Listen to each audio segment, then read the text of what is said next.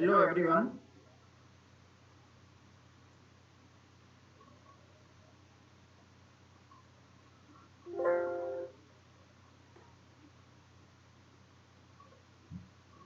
Welcome to uh, webinars being organized climate change department at development. See, to the first webinar in this series of 8 webinars, Professor Amit Garg, a very senior faculty of Indian Institute of Management, and P.G. Garg, a lecturer on climate policy and governance. Professor Garg has more than 3 decades of experience in this area. Uh, Professor Garg is also the part of the team of the Intergovernmental Panel on Climate Change, which publishes a report at every 5 year interval. And he was also part of the team which received the Nobel Peace Prize in 2007. I will request Shri Bijal Shah, Director, Gujarat Energy Development Agency, to uh, welcome participants in this webinar. Bijal sir, please. uh, the esteemed participants in today's webinar uh, on the subject of climate policy and governance. Respected Haider sir, the Principal Secretary Climate Change Department, and Professor Amit Garg from IIM Ahmedabad, I welcome you all on this occasion in the first webinar of this series. And may I request our Principal Secretary Haider sir for his special address to the esteemed audience.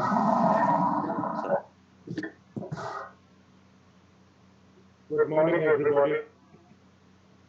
At the outset, I warmly welcome all of you to this webinar. As all of us know, in these difficult times, webinars are fast turning out to be a very efficient way in which we can carry out some of the activities very meaningfully.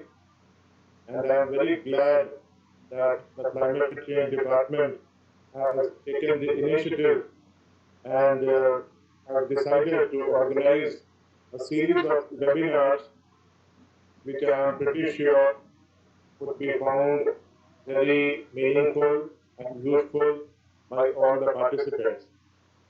I am not sure about the numbers participating right now, but with a little bit of effort, I believe we can always increase the viewership, the number of participants, and if I can know the number, please, I would be glad. Yeah, that's a respectable number, but we should try to make it more and more respectable in the days to come. As all of us know, Gujarat happens to be the first state in the country to have come up with a dedicated climate change department way back in 2009, September 2009, under the visionary leadership of the then Honorable Chief Minister and currently Honorable Prime Minister, Shri Narendra Modi. All of us know that the climate change department in the state government is invariably headed by no less than Honorable Chief Minister himself. So this gives us a fair idea of the degree of importance which is being accorded to the subject of climate change by the state government. And during earlier years, of course, generally, like people had a feeling that it is rather vague and something which is perhaps not coming our way in a big way. But of late, we have realized, and this realization has dawned upon all in country, that climate change is definitely one of the very important matters of concern for the humanity, and we need to address the concerns arising out of climate change in a big way and in a planned way. Climate Change Department and Gujarat Energy Development Agency are working on various climate change adaptation and mitigation projects hand in hand, including renewable energy projects. One of the important works of the department is to support research and academic work for the climate change subject, along with the dissemination of climate change science and policy information through various communication tools. Heightening of general awareness, sensitization of people also would be one of the quintessential activities which are being carried out by the Climate Change Department. In order to provide scientific knowledge about the subject to a large audience in due course, the department, as I have told you, is organizing a webinar series. I once again welcome you to this series, and I am very glad and I am indebted to Professor Amit Garg, Indian Institute of Management, Ahmedabad, who has been kind enough to take his precious time off and to address us and to share with us his thoughts on these topics. So once again, without much ado, I would wind up my introductory remarks and once again thank all of you for having made it convenient to attend the webinar. Thank you.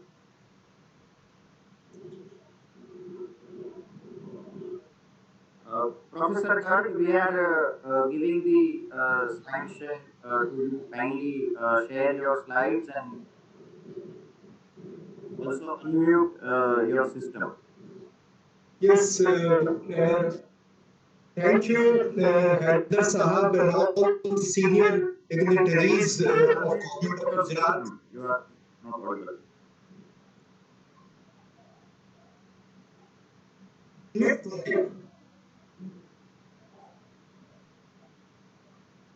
Check 1, 2, 3. Yes, it's audible now. Yes, sir. Okay. Thank you, Haider Sahab, for this very nice preview to the discussion and talk today. And I thank all the senior officers of JEDA and other departments of Government of Gujarat and other dignitaries who are here to attend this first session on climate change and COVID-19. So I must say that Government of Gujarat, the Department of Climate Change, is one of its kind in India, not only in India, but I think all over the world. And the vision with which it was established 10 years back, really commendable vision. Nobody thought of that, and it was implemented here. It is completed 10 years, and other compliments to Government of Gujarat. So, and this topic today is a very sensitive topic, as Haider Sahab has said, that nobody thought of climate change as a big thing, but now I think if we consider two threats to the world, first is climate change, second is terrorism. So these are two, of course, COVID-19 is present threat, but it is a passing threat, and I'm very sure we will tie over this and manage the pandemic. So I will, without wasting time, I will share my slides. Shwetal, can you please give me control to share the slide? Shwetal? Yes. Thank you. Can you see my slides here? Okay. Thank you. Now this is, as I said, very important topic now, climate policy and governance, because climate policy is all encompassing. It touches upon all the major sectors, whether they are contributing to greenhouse gas emissions, which is the cause of climate change, or whether they are facing the adverse impact of climate change, which has to be adapted. We have to make changes in our systems to adapt to these changes environment and climate. So, yeah, this I'm not going to tell. This is as if the earth is wearing a blanket so that heat from the sun gets trapped and climate change happens. Very simply, very simply. Now, how do we define the commodity carbon? Because carbon, 96% of compounds and materials all over the world have carbon in them. So how do we say that we want to free world of the carbon? We cannot free the world of the carbon, but its negative impacts can be have to be controlled. So this carbon commodity operates in the counterfactual world. That is, absence of carbon in the atmosphere gives value. So we have to either trap the carbon or we have to reduce the emissions from that perspective. We do not want to remove carbon from the face of Earth. No. And the price of carbon, I will come to that. There are many, about 57 carbon pricing initiatives in the world presently, all over the world. And because carbon's scarcity is the absence is the price, so how much money is required to reduce 1 ton of carbon, 1 unit of carbon is the carbon price. It is a regulatory market. If we do not agree to reduce carbon, then there is no market. And there are different mechanisms, cap and trade, that is, you put a cap on how much carbon is allowed to be emitted, and then if somebody is doing better, then they can sell the additional carbon. If somebody is doing worse, he has to buy the additional carbon they have not been able to meet. And other way can be a carbon tax, the policy I'm talking about, that is, everybody pays their tax dependent on the amount of carbon they are emitting. Energy tax is indirect tax, carbon on carbon, but some forms of energy like solar energy, wind energy, they will not have any carbon tax if they have only energy tax. So, coming to the main topic of today, climate policy and governance. So, the first important point in creating a climate policy is to understand our own region. If we are a country, understand India. If we are a state, understand our state, Gujarat in this context.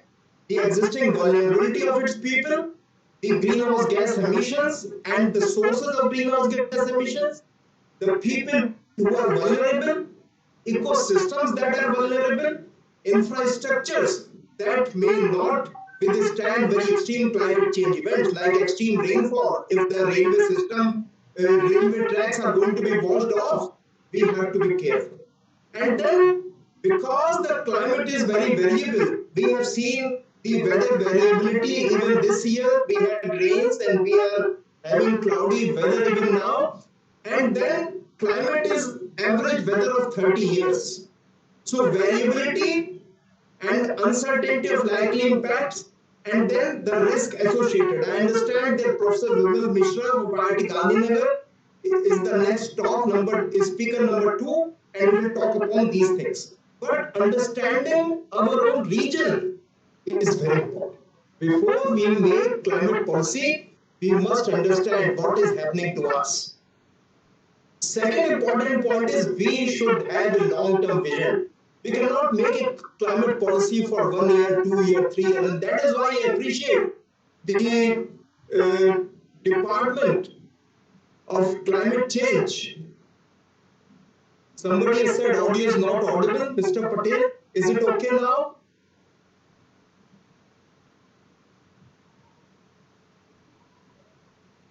Okay. So, okay, thank you. The third important thing is, before making policy, let us see what are the policy options available to us. Near term, mid term, long term. In climate gain, long term is, let us say, 2050 or beyond.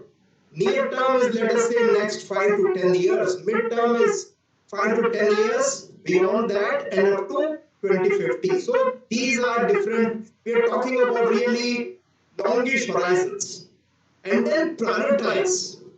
We have to align. Suppose we are talking about the state of Gujarat, align with national agreements, global agreements. What are the national commitments? I will come to that. Then with these, all the options available with us, we have to prioritize using some sort of cost benefit assessment or optimization or key policy assessment. And then with that, a target is to be set that okay, for Indian government of India, this is the solar target, 100 gigawatt of solar by 2023, but Gujarat government will have this target by the same period, let us say 10 gigawatt or 12 gigawatt by that. So target setting. This is extremely important. No, it should be owned by political leadership. It should be owned by bureaucratic leadership. It should be supported by the scientists, and business and industry have to be part of this system. If you see globally, in Europe, European Union has passed on 50% of its commitment to European industry, 50%, through a mechanism called European Union Emission Trading Scheme. So this industry has to come into picture. They have to be brought on board. Just I will give a number here. From developed countries, about 75% of their greenhouse gas emissions are coming from energy systems. From India, it is about 70-71%. From all other developing countries also, it is around 2/3. So energy system is very important, and industry and businesses have to be brought on board on this. Governance, monitor, once the target has been set, once everybody is on board, please monitor implementation outcome and be ready for any mid-course correction. We may create a policy today, after 3 years we find it is not moving properly, then whether we need to change the policy or tweak it somewhere so that the implied outcomes are coming. Of course, society is very important, societal engagement is important, and public awareness is also very, very important. People know, nowadays people know what is climate change, but then keep on revising this awareness, keep on telling them again. So this is in a nutshell. If we see at various levels, global level, how does climate policy change at global level? So there are institutions, UN Framework Convention on Climate Change, Sustainable Development Goals. These are the two big things which are there. There is a body, there are bodies for both of these. Process is through global negotiations, like Conference of Parties every year for UNFCCC. Then based on these negotiations, there are protocols, like we had Kyoto Protocol, we had Copenhagen Agreement, we had Paris Agreement. I will come to it. And mechanism is how do you implement these protocols? There is clean, for example, clean development mechanism, emission trading, nationally determined contribution, nationally appropriate mitigation action. There are so many possibilities are there. National. The modality at national level rests with Ministry of Environment, Forest and Climate Change for Government of India. They are the nodal ministry for climate change. Processes are through National Action Plan on Climate Change, of course. I'll come to each one of these. I'm giving a macro picture. Nationally determined contribution targets, development goals, because SDG, Sustainable Development Goals, there are 17 goals, 169 targets in SDG. So Government of India is a party to that also, and then we have released our own internal targets until 2030, and developmental goals sometimes they are 2022. So these are sacrosanct and mandatory to be followed. Mechanisms, there are 8 missions, 3 have been added as part of NAPCC, and then every mission has a target and a nodal ministry. financial feed-in tariff we have for wind power, renewable energy certificates for all type of renewable power, technology, interstate mechanisms are there. So these are at national level. If we come to state level and local level, there are institutions like I said, Climate Change Department, Government of Gujarat. This is the institution which has nodality for the issue of climate change in Government of Gujarat. Processes state action plan on climate change, state level targets. When we take the national targets and downscale them into state level targets, we set up various programs for that. There could be financial mechanisms, incentives which are provided for meeting those targets. And of course, local level implement those targets and provide inputs and feedback so that they are done properly, they are made properly. So this is the whole governance structure at different levels and institution processes and mechanisms for every policy. Now this is a very interesting global picture. Now all these lines are global emissions in billion ton of CO2 equivalent. Indian emissions in 2016 were about 2.8 billion ton. Here we are talking about 56 billion ton. We are here somewhere. So you see, we are foregoing this and we do not do anything and just follow the current climate policies. We will reach here, this number. But we need to reach here 2-degree target. So Paris has given a target of the global temperature not increasing by 2 degrees centigrade between 1850 and 2100. 1850, 2100, pre-industrial time and 2100, 2 degrees centigrade. So for 2 degrees centigrade compliant, the emissions have to go down like this. 1.5 is aspirational target, that is 1.5. That is also from Paris. So 2 degree, 1.5 degree, current policies, global policies. So current policies is our emissions are growing. Global emissions are growing. Period. And these are the reductions required. You can see the number. Number for 2 degree, let us talk about 25% of emissions should go away, should be reduced by 2030. 25% emissions should go away.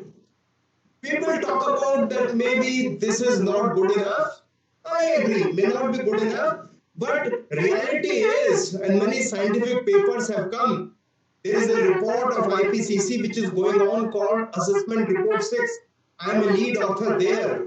It says that maybe the probability of reaching 1.5 is going down day by day, year by year, because together as a world, global body, we are not able to implement many strong measures.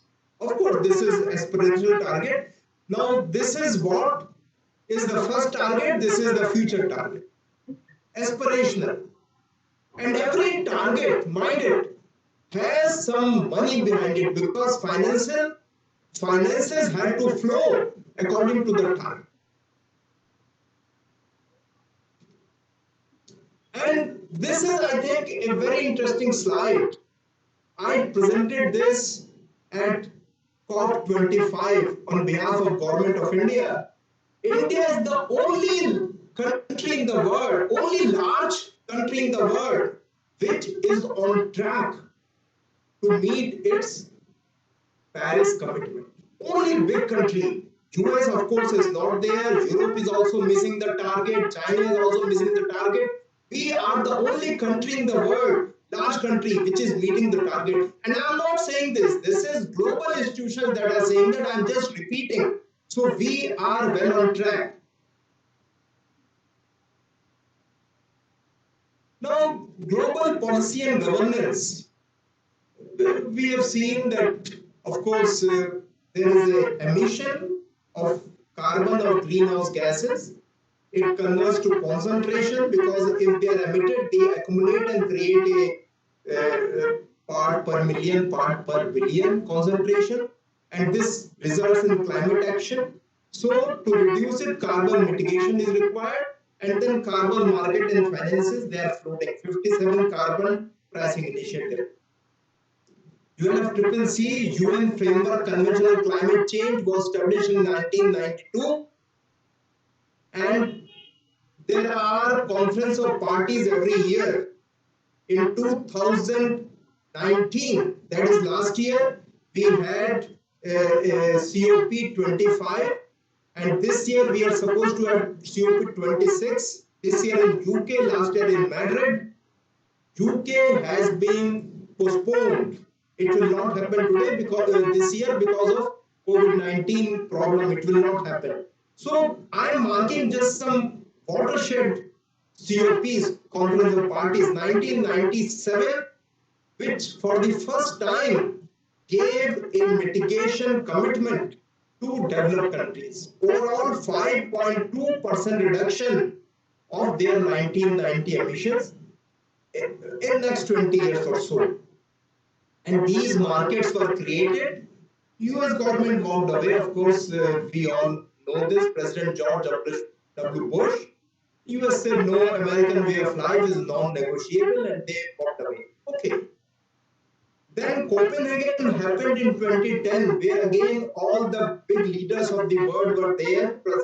Prime Minister Manmohan Singh was there, President Obama was there, and many, Angela Merkel was there, and they agreed for reducing the emissions. India gave a target that our greenhouse gas emissions, excluding agriculture sector emissions, will go down by 20 to 25%.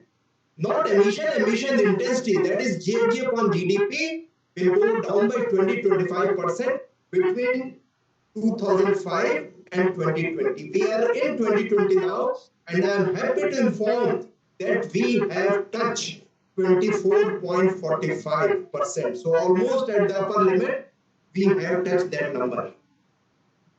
Paris Agreement 2015 and nationally determined contribution pledges were agreed upon by every country. USA again walked out under President Trump. They are not part of Paris Climate Change Agreement again. So this, as I said, Conference of Parties happen every year, and the first was held in 1995 in Berlin. Then Kyoto Protocol we have discussed. Delhi Declaration in New Delhi we had 2002 COP8. Then we had Bali Action Plan in 2013. These two documents focus more on adaptation to climate change. Then Copenhagen Agreement mainly focusing on mitigation, that is reducing greenhouse gas emissions. 2015 COP21 in Paris, which is the running agreement. It will run until 2030. COP19 we have told about this. So as per Paris Agreement and global climate policies, what are the type of commitments under Paris Agreement? Fixed level targets. So a country can specify their base year and say, okay, this is my target year, my emission will go down by this. Base year will be here and my emission will go down by this. So European Union and Japan, Canada, they are having these type of targets. Base year emission target. So this is a slight variant. So either you specify a base year or you specify absolute emission levels in a target year. These are two variants. Baseline scenario targets. So countries provide information on projected level of emission in the target year and commitment for an alternate scenario. So if you take normal scenario under policy, your emissions will reach there, but you commit that I will not follow this path, I will follow a different path of development, and I will ensure that my emissions do not go that much and they go down. Intensity target, these are agreed by India and China individually, their own targets. India has agreed for greenhouse gas emissions by GDP, reducing 33 to 35% between 2005 and 2030 in these 25 years. So whatever were the emissions, this is the emission for 2005, and in 2030 what will be the emission? They will be GHG upon GDP will be 33 to 35% less. Here also I am very happy to inform that India is on track, rather doing very well on these targets also, because of lot many actions, positive actions done on climate change. India has one of the most ambitious renewable energy program in the world, most ambitious. Of course, there are city, subnational, national reform level commitments are also there. These are called non-state actors. Okay. So on climate policy, there could be many trading instruments which may be carbon linked, which may not be directly carbon linked. There is a aviation sector carbon tax, which is CORSIA agreement, International Civil Aviation Authority. They have agreed upon having a sectoral carbon tax, feed-in tariff. So these are sectoral tax, sectoral climate policies. And many governments, state level also adopt some of these policies, definitely yes. Then energy versus carbon tax, we have touched upon. India has at central level a very important policy that whatever power is being sold by utilities, it must have a certain percentage of renewable power component, which is called renewable purchase obligation. They have to buy from renewables, and based on this, renewable energy certificates, whenever somebody is selling power, like it is called carrier and content provision. So power is power, 1 unit of, let us say, kilowatt hour, but the source is separate. You can produce same 1 kilowatt hour from coal, from gas, from hydro, from solar, from wind, from nuclear. So renewable components will get RECs for the same power, so they can sell power as power, and they can also sell REC separately, carrier and content. So there is a e-cert market, energy saving certificate market in India, which is coming from perform achieve trade, which has been given to initially 8 sectors, now it is given to 10 sectors. Carbon tax, now this is a very big debate, and many people don't like putting up this debate. They say that developing countries, like large developing countries, are emitting too much carbon. But I think the other aspect is that if they are producing too many goods, who is consuming these goods? So production versus consumption. If we put a tax on consumption, maybe the whole biases against this will go away, and then we have to follow consumption. But it is not so. Presently, the carbon is accounted for as is where is basis.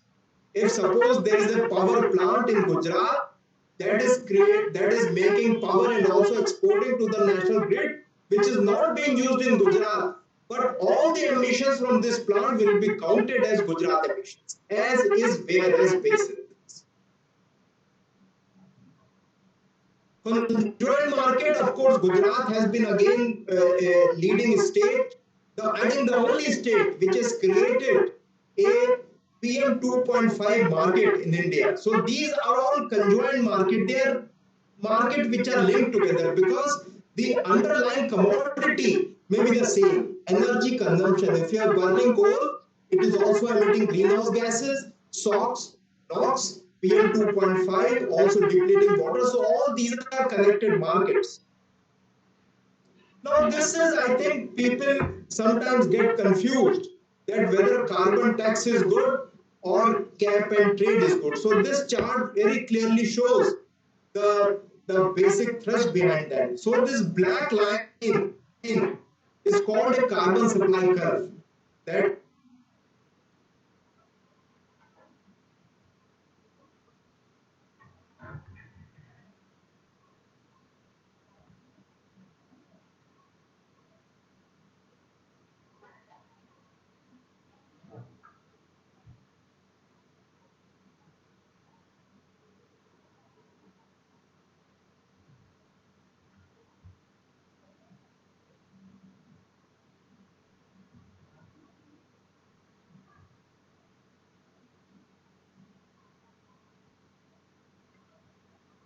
after we have to reduce, then we start the other way around. We start from the quantity, and then whenever it hits, then we take the price. So this price discovery happens after this quantity has been decided.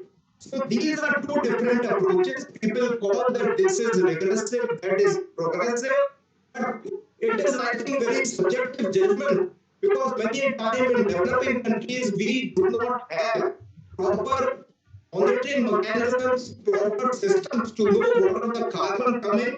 So maybe we still don't know. Okay. Now this was the global concept. Now coming to the national climate policy and governance. In India, we have National Action Plan on Climate Change. It was launched in 2008. There are 8 missions, and these are the 8 missions. When it was launched, now 3 more missions have been added in 2017.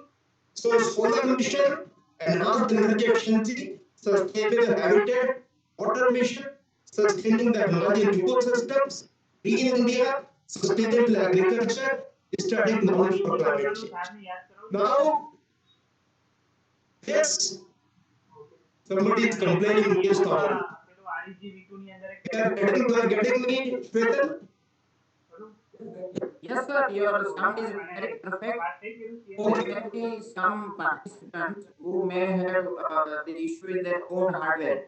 Okay. Otherwise, system is working well. Okay. So please tell me how much more time I have. I will tune accordingly. Sir, we will take a question and answer session at the end. So you have more 25 minutes to finish this presentation. Okay. Thank you. So these mission, every mission is nodal modality is some ministry of government of India. Like solar mission is with Ministry of New and Renewable Energy, and there are different targets that have been set. And enhanced energy efficiency is housed in Ministry of Power. It doesn't mean that nobody else will act on it, but it is the modality of Ministry of Power. And of course, there are different targets. And is one big scheme. Market transformation for energy efficiency, another scheme, energy efficiency energy platform, framework for energy efficient economic development. There's so many scheme. LED is coming as part of this scheme only. Then National Mission on Sustainable Habitat, Housing and Urban Affairs Ministry. Then, of course, these I can leave this slide with Shweta. You can maybe, but these are all available on open websites. Water mission is modality is Ministry of Water Resources and River Development and Ganga Regeneration. And there are many projects, and every mission has been allocated funds by central government to implement the mission targets. Intelligent ecosystem is EST is implementing it. On the mission, again, EST is implementing it. Green India, MOEF and Climate Change Ministerial Office, they are implementing it. Sustainable Agriculture, Department of Agriculture, Cooperation to Farmer Welfare, and it is implementing it. Now, these are the 3 missions: management mission on health, national mission on coastal zones, national mission of waste to energy. I could not get much information on that. This is the 2017 document which these have been. There was another patent which some people said national mission on wind is also implemented, but I don't think so. So these are, of course, as we said, NDC. We come back to that was the NAPCC, National Action Plan on Climate Change. Then India also has NDCs. So there are 8 NDCs by Government of India. 3 are mainly mitigation NDCs, and remaining 5 are NDCs for adaptation, financial flows, and technology transfers, capacity building. So these 3 are, the first one is that reducing the emission intensity of GDP, that is greenhouse gas upon GDP, by 33 to 35%, 2005 to 2000. This is the first target. Second target is by 2030, have at least 40% power generation from non-fossil energy. Third is additional carbon sink of 2.5 to 3 billion ton of CO2 equivalent through additional forest and tree cover by 2030. So these are the 3 main mitigation policies, NDCs, for Government of India. Of course, these are where do we stand in various things.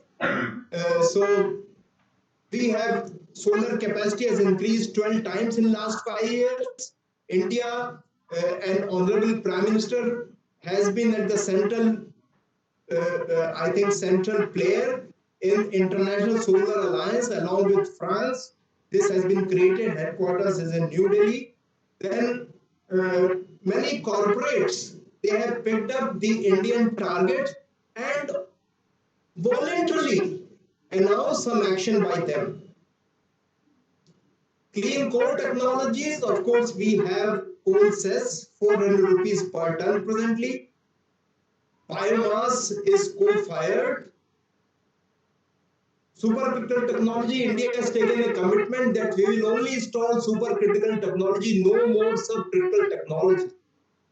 Not now, but for the last 5 years, 4 years, we are not doing it. SOx emission reduction, there is again a policy. Now this is T&D transmission and distribution losses, how they are projected to go down. The blue line indicates how they have gone down, and this is the number. So we are presently around 20%, and we generate about 1450 billion unit. Last year we generated, so about 250, 260 billion unit goes in losses, which is a big number. So 1 percentage point reduction in the emission, the T&D losses saves about 11 million tons of CO2 for the country. And it can power almost 1 million electric cars in a year. It's a big number. So every sector in India has achieved very strong energy efficiency. So this is the energy consumption, specific energy consumption per unit of output, which has gone down continuously. 2014 is the green one, 2018 is the blue one, and latest numbers are also showing that they are going down, further down, which is a policy-induced reduction in greenhouse gas emissions. So this is Ujjwala scheme, we are all aware. Saubhagya scheme for power sector, we are all aware. We have been doing great work in this. Ujala scheme, we have already replaced 361 million LED bulbs until last year end. Street lighting program, very big program. Standards and library program for many appliances. Energy ECBC, Energy Conservation Building Code. I think the last point is very interesting. India has built about 6 billion square feet of green building footprints. We are not aware that this has been built, and lot of it is under construction. So we will touch 10 billion square feet by 2022. This is a great achievement by our country. Biofuels, we have very strong biofuel policy, 10% of ethanol blending by 22 and 20% by 2030. Leapfrog into Euro 6 norms. We are already from 1st April, we have done this. MRTS, the latest policy of Government of India is every city which is more than 1 million population, and I understand there are about 65 cities now. Every city should have a metro railway. This is a big decision. Presently, we have only 20 cities that are working for metro, but we have to plan to create much more cities now. Electric vehicles, these are the two policies in electric vehicles. Prioritization, but I have my own opinion. People may not agree with me, but these are backed by numbers. 61% of our national petrol consumption goes into two-wheelers. 61%. This is about 18 million ton petrol per year and equivalent to 100 million barrels of crude oil per year imported. And this takes about, if you take $40 as price of per barrel oil, US dollar 4 billion will be saved if we convert this, and 50 million CO2 will be saved. So should we convert two-wheelers to electric vehicles first? This is my take on this.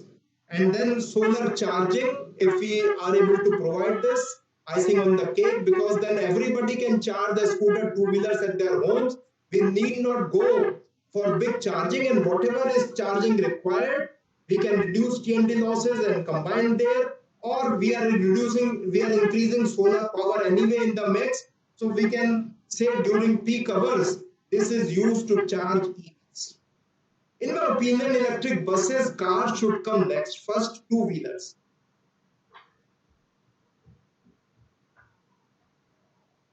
Similarly, agriculture sector, there are so many policies which are being done for mitigation and also adaptation, because agriculture sector, poor farmers, their incomes have to be increased, their vagaries, their vulnerability to climate change impacts have to be reduced.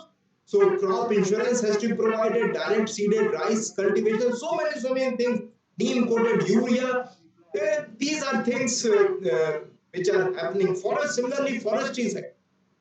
You see, forestry sector is another very important sector. Forest and tree outside forest, agroforestry.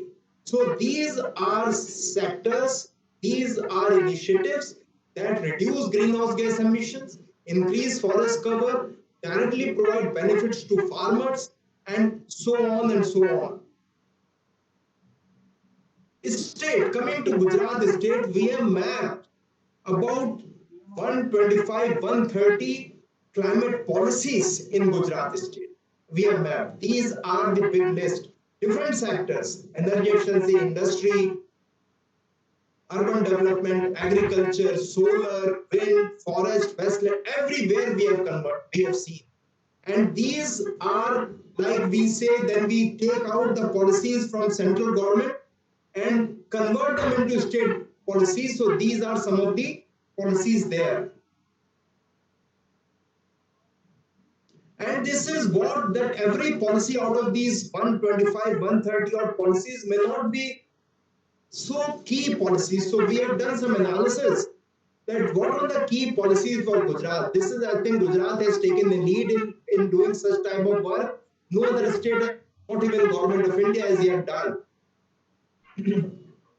So the solar is yellow, green is the wind power contribution to mitigation. The next one is Ujala scheme, then perform achieve trade scheme, other renewable. There are so many policies that have gone into it, but these are the major contribution. Gujarat in 2016 emitted about 255 million ton of emissions, about 255. And these savings in 2016, if you see, are about 17 million ton. from these key policies. Now, I think I'm coming to the end of my talk. People talk about future of climate. I believe future is today.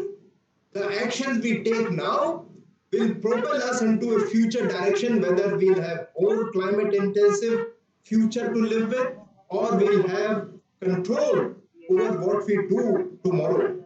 So future is today. Now I come back to the first slide I showed, leadership. We should have long-term vision. We are having it. Is very important to have long-term vision and strong steps to implement. I think I have no hesitation in telling that India is leading the global community now under Honorable Prime Minister, and Gujarat Climate Change Department is taking very strong steps to implement climate change actions. Actions are always convenient, very. If they are done in time, if we delay the actions, they may be very expensive and risk may be very high. Long-term visions, of course, policy options. We know the key policy thing I've showed you. Integrating low carbon and climate resilience. This is extremely important. We are going to develop anyway. We are going to put crores and crores of rupees into development. Can we align those investment? Can we align development with climate change resilient development and low carbon? Yes, we can. So we have to set target at a very micro level. We have to have governance. We have to monitor implementation. Mid-course correction by 2022-23, which is required globally. India also will be participating to it. So why not Gujarat also take a part, and then we take mid-course correction on all our policies, whatever we have for climate mitigation and adaptation, which are aligned to national and global actions. We have to take village, taluka, city level engagement. This is extremely important. I'm not maybe Heather Saab is taking note that we have to have more awareness generation at local levels, because there is where more impacts will be felt in agriculture. I think we can design programs, and of course, maybe this is generally some targets which is happening. Climate pledges, climate goals, all these things are required to be taken. Energy efficiency is the main driver.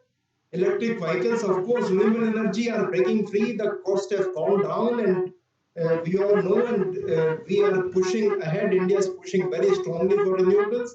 So maybe when we take more renewable into the grid, integration becomes very important. How do we integrate with coal power? And 2-degree pathway is very tough. 1.5 goes through uncharted territory. We have to maybe come out of coal. Now, COVID-19 crisis has induced certain transitions in our travel behavior, in how do we work and how do we look after others. I think globally there has been reduction, because I keep reading about 7 to 8% greenhouse gas emission globally have gone down because of COVID, less power consumption, less travel. No, I think international travel that way. But this is not the way. The economy is also down. All the economies are down. This is not the way we want climate action to happen. These we should learn. We are learning. We should take actions irrespective of situation like COVID. So we should become low carbon societies generally. Water is extremely important, which is happening. So this is the last slide, I think, Shwetal Bhai. So this is called identity. Left hand side is equal to right hand side. So CO2 emissions are population into GDP of population. Now everything in the right side will cut and we'll have only CO2 emissions. Population, GDP, energy. But this provides very interesting insights. Population of a place like us is not going to go down until 2060 or so. GDP per capita, no government can say that please vote for me, I'll reduce your welfare, economic welfare. No government. So GDP per capita will also increase, population is also increasing. So when these two factors are increasing, how do we reduce emissions? These two factors come to our rescue. Our economy should become more energy efficient. We should produce goods at less cost. So schemes like PAT scheme, where specific energy consumption is targeted, that we reduce our specific consumption, very good. Next is carbon industry. That is, what is the carbon footprint of our energy? How much renewable component we have? How much efficiently we burn our coal in our power plant? How much T&D losses we have? So these two things are important, and what India has agreed in Copenhagen and also in Paris, main NDC, first NDC, 33 to 35% reduction in GHG upon GDP. So energy cuts, CO2, greenhouse gases upon GDP. This is what we have agreed. So we have different policy tools. We have energy industry policy tools. We have carbon industry policy tools. And then we are going ahead to reduce our CO2 emissions by following these two. Of course, India is a growing economy. Our energy consumption is very low. Maybe the last point I'll mention, there is something called Human Development Index, HDI. India's index is 0.72 or something, and maximum is 1. 0.92, 0.93 is Norway, Scandinavian countries. So we are falling short of them. But the point is, countries could achieve 0.7 Human Development Index at 50 gigajoule of energy consumption per capita per year. 50 gigajoule. So this was in 2012. Now it is possible to do it between 30 to 20 gigajoules. So we can have same level of developmental benefits with much less energy consumption. Not that we will not be consuming. We will be consuming, but the efficiency will go. Like we are having LED lamps, which are about 15-20% than incandescent lamp. We are having phones, laptops, which are 90% less energy consuming than previously we had. So the world is moving, technology is moving. We have to take advantage of these things and then go on a low carbon pathways. I think I'll end here, and maybe the open floor for questions.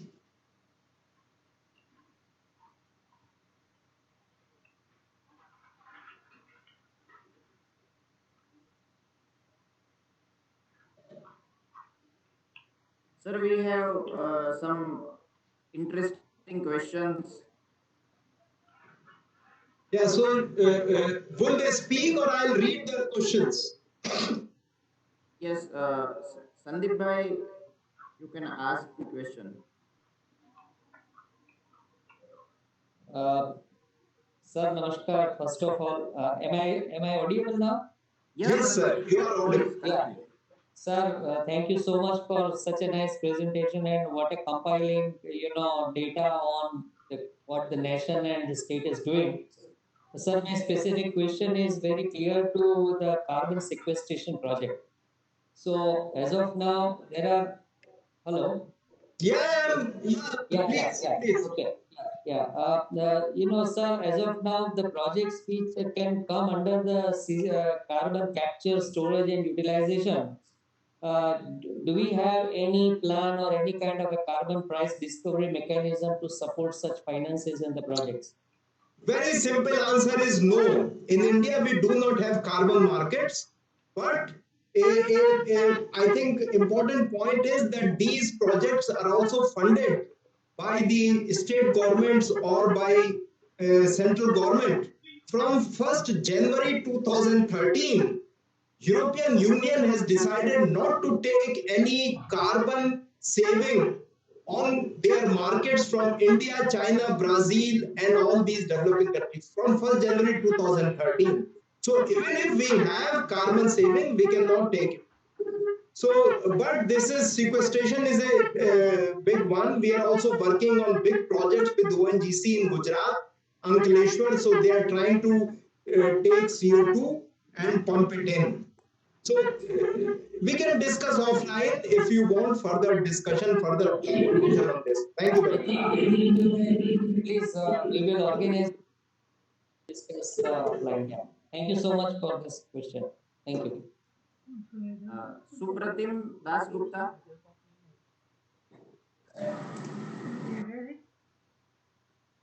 Hello. Yes, please. Yes, hello. Yes. You are Thank you. audible. Please go ahead. Thank you, Professor Garg, for such a wonderful uh, webinar.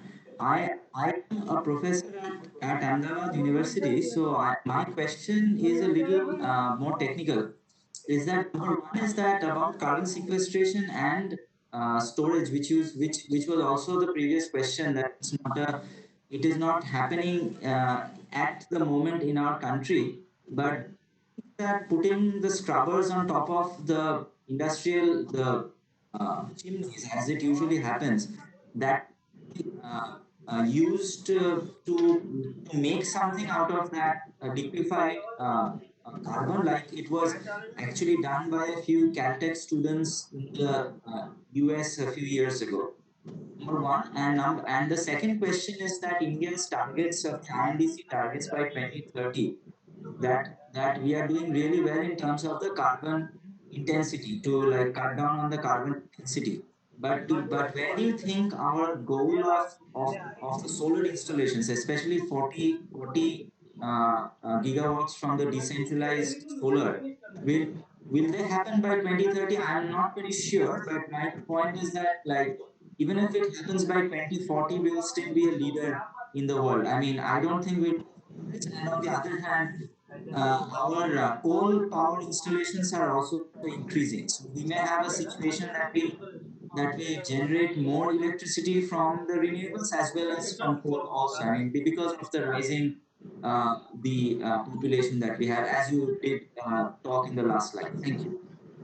So I think I may not completely agree with you. India is on track on solar targets. We are meeting it, and I'm very sure we'll meet the target. The Prime Minister has announced 450 gigawatt by 2030. 440, 50 is also plausible, but we have some caveats. 40 gigawatt of rooftop is also possible. I have done a case study, which is a video I can share with you. You can have a look. That is number one. Number two thing is in CO2 capture and storage. If you see all over the world, even the big emitting countries, they have not gone for any big commercial CCS application. They have not yet gone. So India is trying, ONGC is trying to do something in the Ankleshwar field here. It is very good, but industry level has not come. We can discuss this offline if you want, because this becomes very technical, may not be very interesting for all of us. Thank you. Thank you, sir. Priya Ben. Hello, sir. Yes, Priya. Thank you, sir, for the enlightening presentation. It was really good.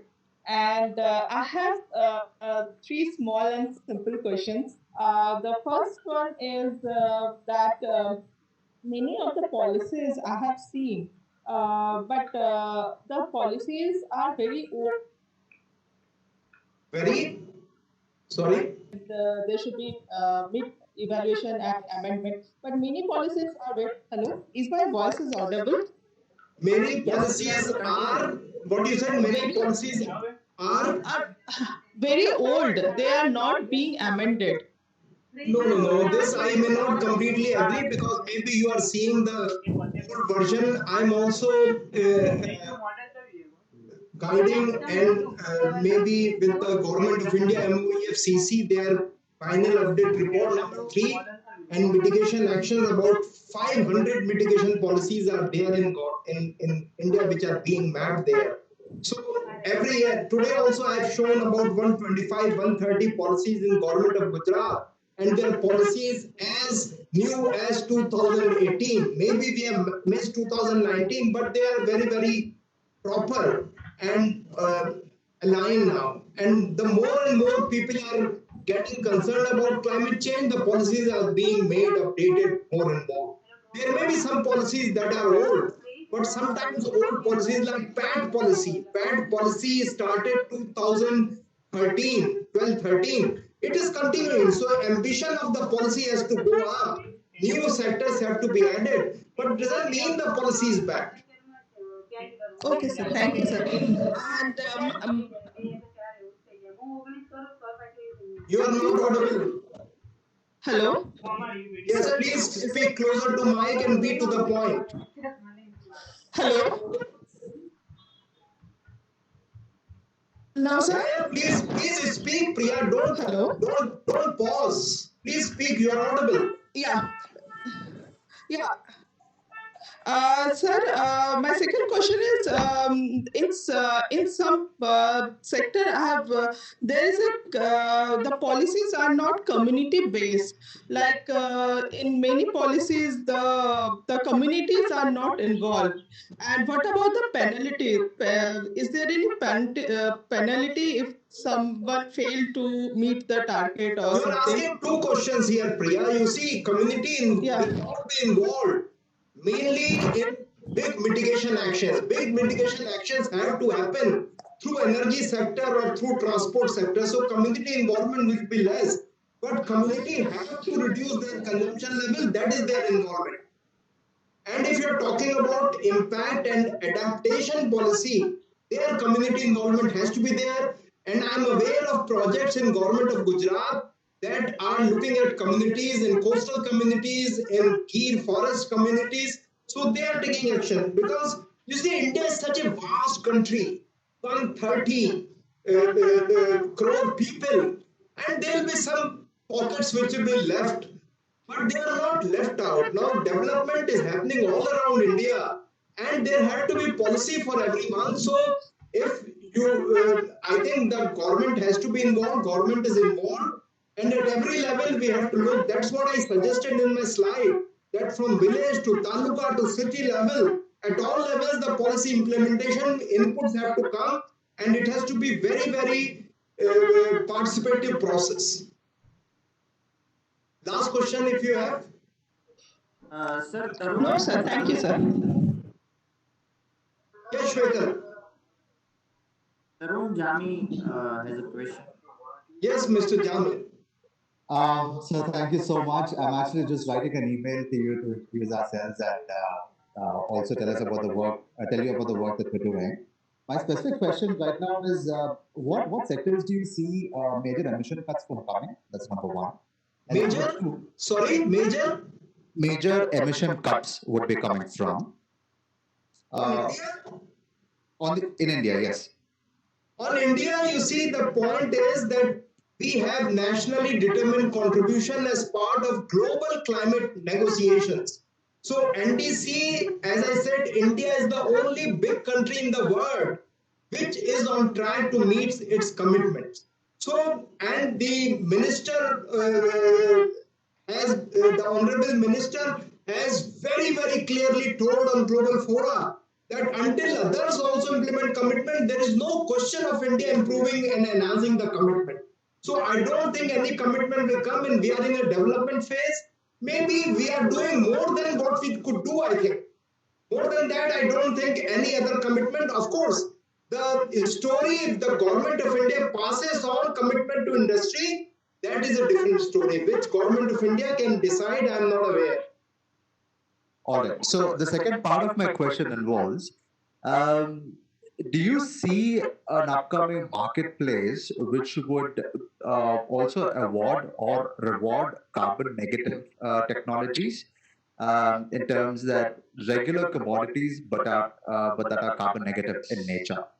Yeah, so we are doing deep research on carbon negative technologies now. You can write an email, but marketplace in India is not there present. Until carbon is priced, we cannot have a price on internalizing negative externalities.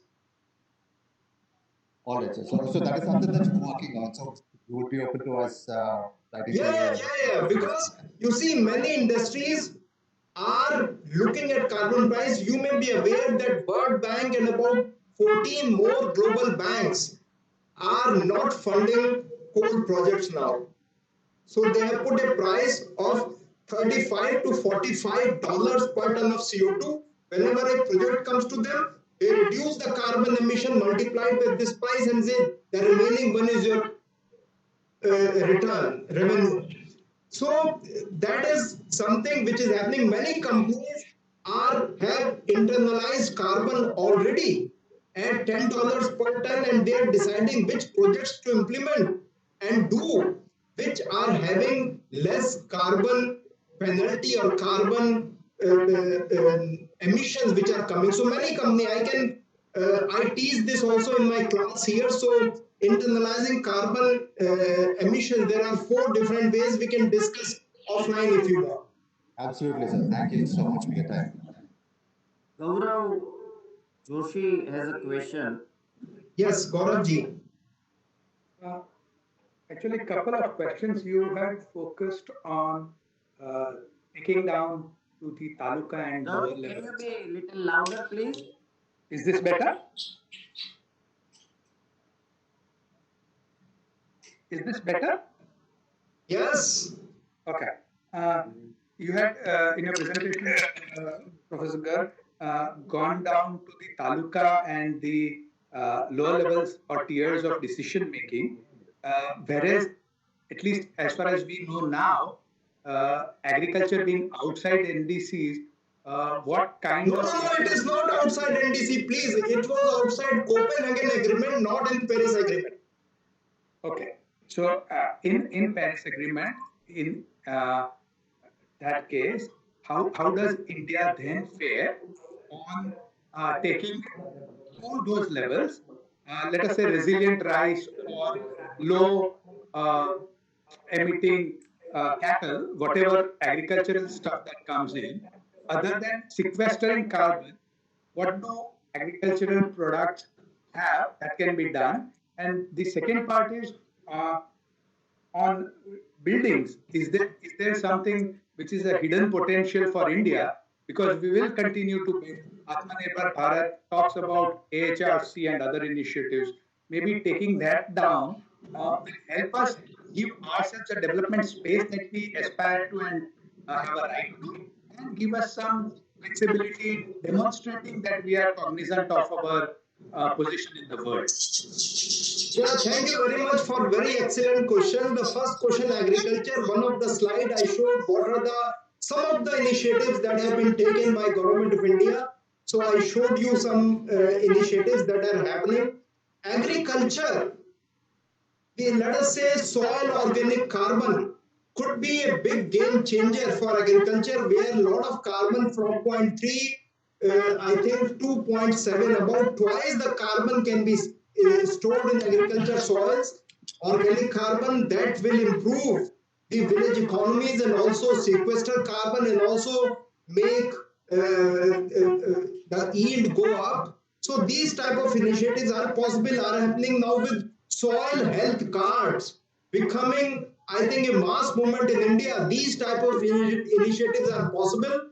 They have to be taken to grassroots level.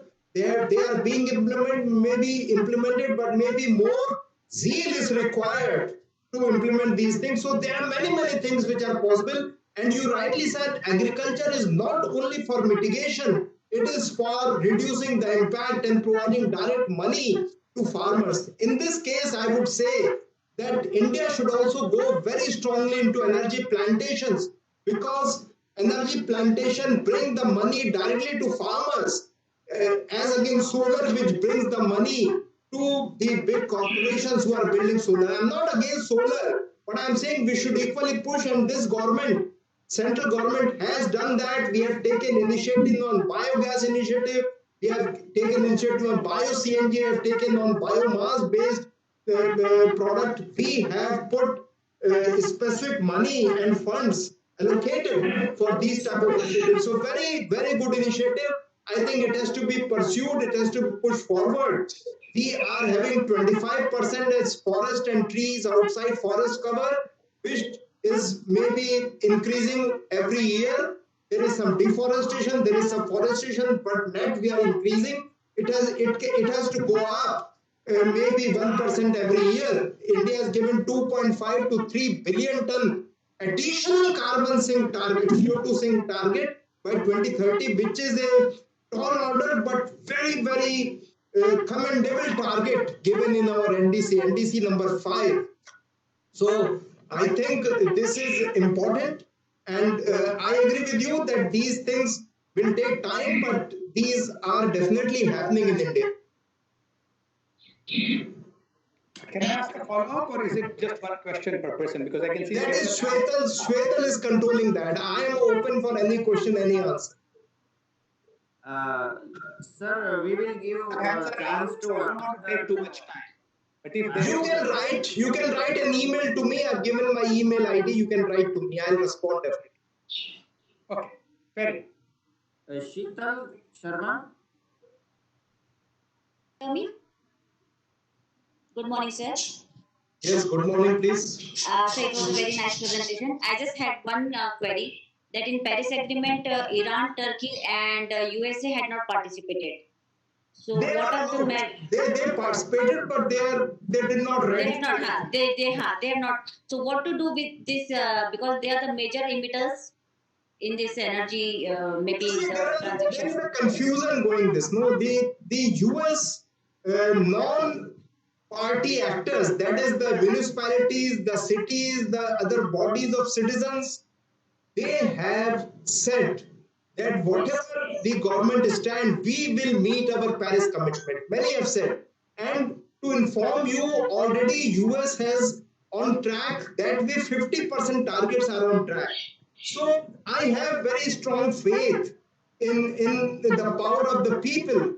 Maybe the governments will have their own compulsion and this thing, but people finally, if they decide, we can handle. So I don't think that everything is lost.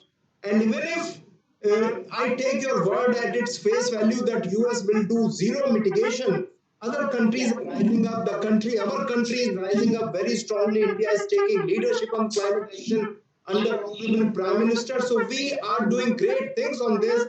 And I'm very sure people are looking at India. I attend many climate meetings internationally. I gave many talks. And I can see the positivity which is coming towards India at these negotiations and discussions. Thank you, sir. Is there any calculation available to cross-check the data provided by these countries, those who are not participating? Yeah, go the climate action tracker. Just check up there. Okay, sir. Thank you. Sir, we are getting many questions, but we will conclude after next 2 questions. I'm in your hands. Please do whatever you want. You can send the questions to me later. Shweta Suhane. Shweta, please.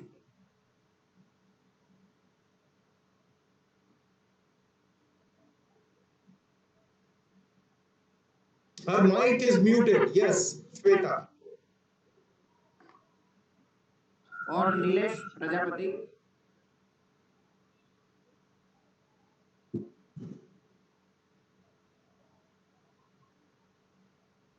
Hello Nilesh भाई बताइए कैसे हैं आप? बस बढ़िया sir.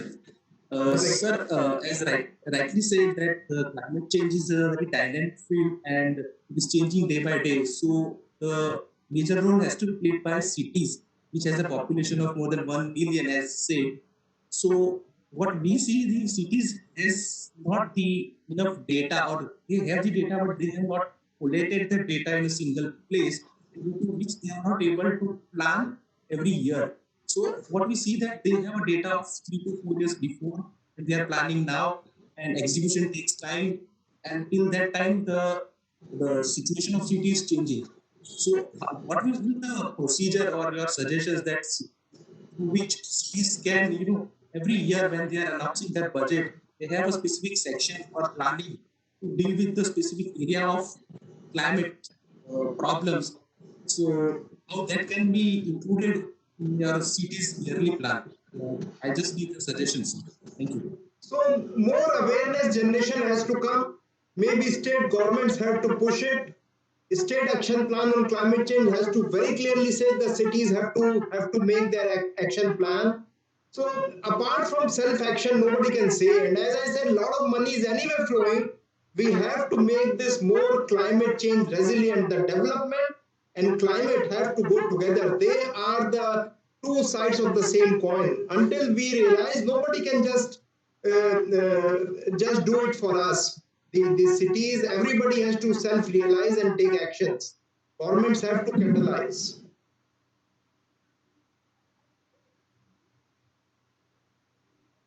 Sir, thank you very much for your very enlightening and very comprehensive presentation, comprising mostly all sectors of our society and the economy.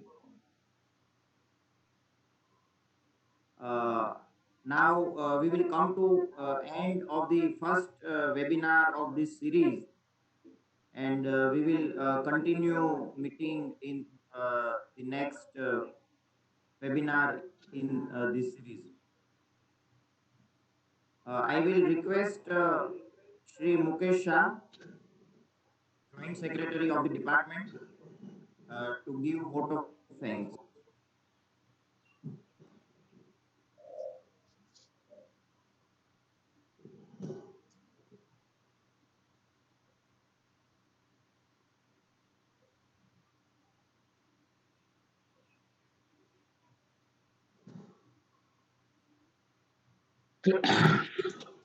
Climate change department के द्वारा webinar series में आज की इस फर्स्ट वेबिनार में हमारे department के principal secretary हेडर सर, डायरेक्टर जेडा Vijay Shah sir, doctor Amit Garg sir और सभी पार्टिसिपेंट ने इतने उत्साह से इसमें भाग लिया, तो उस बदल डिपार्टमेंट की ओर से मैं सभी का शुक्रिया अदा करता हूँ। जय हिंद।